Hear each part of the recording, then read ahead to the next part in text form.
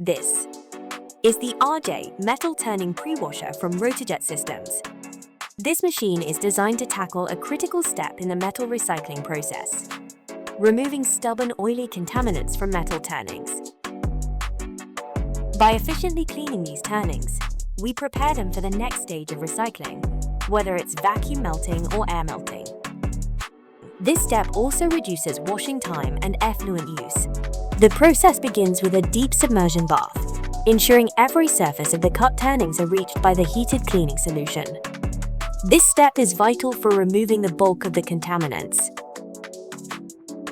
The overflow solution is filtered through a vibrating sieve to remove any fine metal particles.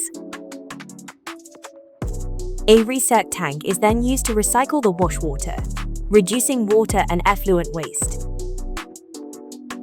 The clean solution is recirculated and pressurized into powerful spray jets located on the wash screw. This targets the metal turnings as they ascend upwards.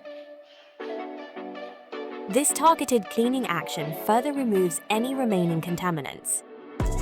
Finally, the clean turnings are dewatered and further refined on a horizontal vibrating sieve.